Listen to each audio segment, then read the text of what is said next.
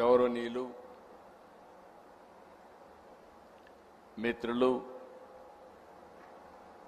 రాష్ట్ర ఉప ముఖ్యమంత్రి జనసేన అధినేత శ్రీ పవన్ కళ్యాణ్ గారు,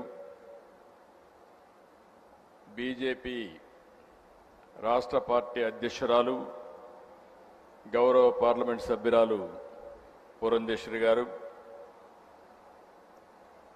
గౌరవనీయులు Nara Lokesh, human resource minister, general secretary Telugu Desam party, ఈరోజు ఈ కార్యక్రమానికి గౌరవనీయులు చీఫ్ సెక్రటరీ విజయానంద్ గారు, ఈ కార్యక్రమానికి విచ్చేసినటువంటి గౌరవ పార్లమెంట్ సభ్యులు, గౌరవ శాసనసభ్యులు, అదేవిధంగా గౌరవ శాసన మండలి సభ్యులు, రాజ్యసభ సభ్యులు, జిల్లా ప్రజా పరిషత్ చైర్మన్లు, ప్రభుత్వంలో అధికార యంత్రాంగానికి సంబంధించి ఆల్ ఇండియా సర్వీసెస్ అధికారులైనటువంటి ఐఏఎస్, ఐపీఎస్, ఐఎఫ్ఎస్, గౌరవ డీజీపీ గారు, ఇంకా ఇక్కడుండే చాలామంది, కొంతమంది అడ్వైజర్స్ ఉన్నారు, కొంతమంది కార్పొరేషన్ చైర్మన్స్ ఉన్నారు. అల్టిమేట్గా జిల్లా స్థాయిలో కూడా చాలామందిని పిలిచాం. జిల్లా యంత్రాంగం మొత్తం ఇక్కడే ఉంది. ఒక మాటలో చెప్పాలంటే ప్రభుత్వ యంత్రాంగం, ఆంధ్రప్రదేశ్ రాష్ట్ర ప్రభుత్వ యంత్రాంగం అంతా కూడా ఇక్కడే ఈరోజు ఉన్నారు. అందులో కూడా ప్రధానమంత్రి నరేంద్ర మోడీ గారు వికసిత్ భారత్ 2047కు సంకల్పం చేశారు. మనం కూడా స్వర్ణ ఆంధ్రప్రదేశ్ విజన్ 2047ని రూపకల్పన చేసుకున్నాం. అయితే ఫస్ట్ ఇయర్ మనం కంప్లీట్ చేశాం. ఈరోజు అందుకని సుపరిపాలనలో తొలి అడుగు అనే కార్యక్రమం కింద మనం ఇక్కడ సమావేశమయ్యాం. ఎప్పుడు కూడా ప్రభుత్వ పాలన అనేది, ఈరోజు ఇక్కడ మీరు చూశారు, మేము ముగ్గురు 3 పార్టీలు ఇక్కడ ఉన్నామంటే దానికి కారణం ప్రజలు అధికారం ఇచ్చారు. ఈరోజు ఒక పొలిటికల్ గవర్నెన్స్ కింద మేము ఒక ఎలక్షన్ మేనిఫెస్టో ఇచ్చాం. అందులో సూపర్ 6 చెప్పాం, ఎన్నికల ప్రణాళికలు చెప్పాం. ప్రజలు ఆమోదించి 94% ఈ కూటమి అభ్యర్థులు గెలిపించారంటే అది ప్రజలు ఈ కూటమి పైన పెట్టుకున్నటువంటి అభిమానం అని చెప్పి కూడా నేను మీకు తెలియజేస్తున్నా. అదే సమయంలో యాస్పిరేషన్స్ ఉన్నప్పుడు ఆ యాస్పిరేషన్స్ ఫుల్ఫిల్ చేయాల్సిన బాధ్యత ప్రభుత్వ యంత్రాంగం, ప్రజాప్రతినిధులపైన ఉంటుంది. ఆ విషయాలే ఒక్కసారి మాట్లాడుకుని, ఇంత మునిపే మిత్రులందరూ మాట్లాడారు. ఈరోజు కేంద్రంలో ఉండే ఎన్డీఏ ప్రభుత్వం, రాష్ట్రంలో ఉండే ఎన్డీఏ ప్రభుత్వం డబుల్ ఇంజన్ సర్కారు వల్ల ఏ విధంగా అభివృద్ధి సాధ్యమో ఈ ఒక్క సంవత్సరంలో మనం అది కొంతవరకు చేసి చూపించాం. అస్తవ్యస్తమైన ఆర్థిక వ్యవస్థ, కనీసం కేంద్రం సహకారం లేకపోతే ఊపిరి కూడా పీల్చుకోలేని సందర్భం.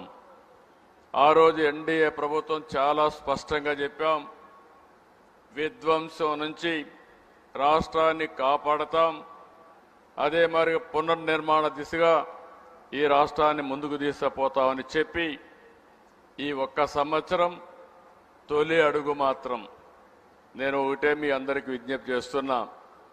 ఏదో అన్నీ చేసేసామని నేను చెప్పడం లేదు, కానీ ఊహించిన దానికంటే ఎక్కువ చేయగలిగాం. ఈరోజు మీరందరూ ఊహిస్తే నేను 4వ ముఖ్యమంత్రి పదవి నాకు కొత్త కాదు. ఇంకా క్లిష్టమైన సమయాల్లో ముఖ్యమంత్రి అయ్యాను.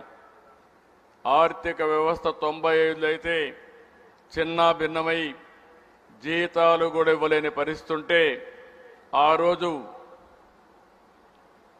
ఆనాటి ప్రభుత్వాన్ని సమర్థవంతంగా నడిపించడమే కాకుండా అన్ని విషయాల్లో మనం ముందుకు తీసుకుపోగలిగాం. 99 నేనే ఉన్నాను కాబట్టి పెద్ద సమస్యలు రాలేదు. 2014లో రాష్ట్రం విభజనై కూర్చోవడానికి ప్లేస్ లేకపోతే ఇక్కడ నేను వచ్చాడు బస్సులో కూర్చొని పరిపాలన ప్రారంభించాం. అక్కడి నుంచి నిలదొక్కుకోవడానికి దేశంలో ఎక్కడా జరగని విధంగా 13.5% గ్రోత్ రేట్ CAGR సాధించి రాష్ట్రాన్ని ముందుకు నడిపించాం. 2019 నుంచి అన్నీ మనం చూశాం. కష్టాలన్నీ మనవాడు చెప్పారు. నేను ఆ విషయాలకు పోవడం లేదు. ఎక్కడ మన ప్రయాణం ప్రారంభమైంది, ఏం చేశాం, ఏం చేయబోతున్నామో అవన్నీ కూడా ఒకసారి సమీక్ష చేసుకోవడానికి ఈ కార్యక్రమం పెట్టాం. ఈ కార్యక్రమానికి వచ్చిన మిమ్మల్ని అందరినీ మనస్ఫూర్తిగా అభినందిస్తున్నాం. ఇప్పుడే మన నాయకులు చాలామంది చెప్పారు. ఈరోజు డిప్యూటీ సీఎం గారు జనసేన అధినేత ఆ రోజు ఎన్నికల్లో ఒక మాట చెప్పాం. అదే మరిగా నరేంద్ర మోడీ గారు ఇక్కడ రాష్ట్ర బీజేపీ అధ్యక్షురాలుగా పురంధేశ్వరి గారు మేమందరం కూడా ఆ రోజు ఎన్నికల ముందు ఒకటే కోరాం. ఈ రాష్ట్రంలో ఓటు విభజన జరగడానికి వీలు లేదు. అందరూ కలిసి పనిచేయాలి, గెలిపించాలి. ఈ గెలుపు మా కోసరం కాదు, ఈ రాష్ట్ర భవిష్యత్తు కోసరం అని మేము పిలిపిస్తే ఆ రోజు బ్రహ్మాండంగా పనిచేసి అందరూ గెలిపించారు. ఈ ఒక్క సంవత్సరంలో మీరు చూశారు 3 పార్టీలు కూడా మామూలుగా ఒకే పార్టీ ఉన్నా కొన్ని ఇబ్బందులుండే సమస్యలుంటే 3 పార్టీలు కూడా ఎక్కడా ఎలాంటి సమస్య లేకుండా ముందుకు పోగలుగుతున్నాం. అలాంటి సహకారాన్ని అందించినటువంటి డిప్యూటీ సీఎం పవన్ కళ్యాణ్ గారికి, పురంధేశ్వరి గారికి, బీజేపీ నాయకులకి, కేంద్రంలో ఉండే ప్రధానమంత్రి నరేంద్ర మోడీ గారికి మనస్ఫూర్తిగా ధన్యవాదాలు తెలియజేస్తున్నా, అభినందనలు తెలియజేస్తున్నానని చెప్పి నేను మీకు తెలియజేసుకుంటూ ఇప్పుడు ఒక్కసారి నేను ఒక ప్రజెంటేషన్ ద్వారా మీ అందరికీ ఎక్స్ప్లెయిన్ చేస్తున్నా. ఎందుకంటే ఇదేదో మనం ఉపన్యాసాలు చెల్లిపోయే సభ కాదు. కానీ మనమందరం కూడా మళ్ళీ ప్రజల కోసం పునరంకితం అవ్వాల్సిన అవసరం ఉంది. ఇక్కడ ఎంపీలు ఉన్నారు,